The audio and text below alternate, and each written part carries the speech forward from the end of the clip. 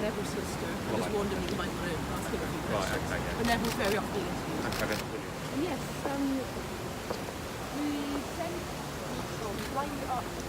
The purpose of the letter was to draw attention to the fact that some 3 years after we found out the extent of undercover policing, we are still no further forward.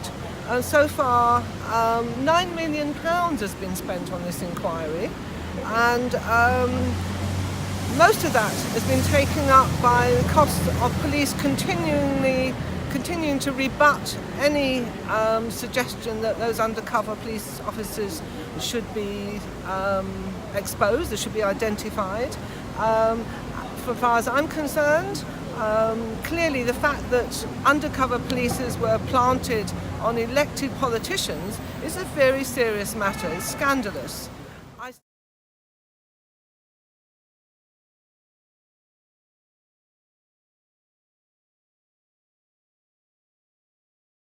Why is it so important that those cover names are revealed? Well, if the cover names are not revealed, then we won't know who it is. And the fact that this man doesn't know how ordinary people live is a factor. We need people who are ordinary people to know exactly what to say and what to do when they hear the witnesses.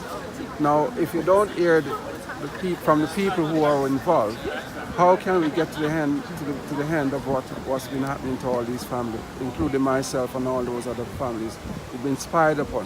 Why would you need officers spied on people who are grieving for lost ones? That's the waste of public money. And now you're trying to stop the families and the people who are involved from finding out the truth.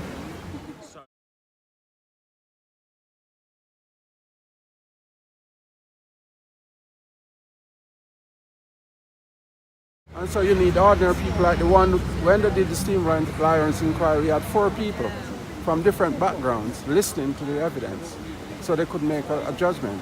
He won't be able to do that.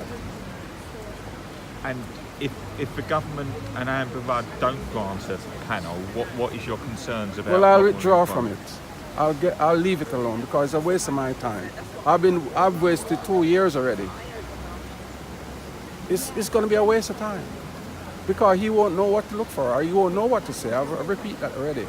Ordinary people who walk on the streets or live a different lifestyle than the ones he lives, and he's going to judge this case by the way he lives. And that's why you have jurors.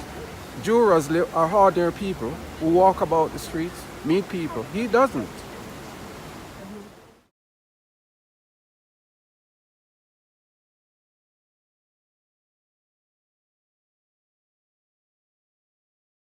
What we're saying today is that there's a huge social distance between the person who's now chairing this inquiry and those people who are on the receiving end of undercover policing.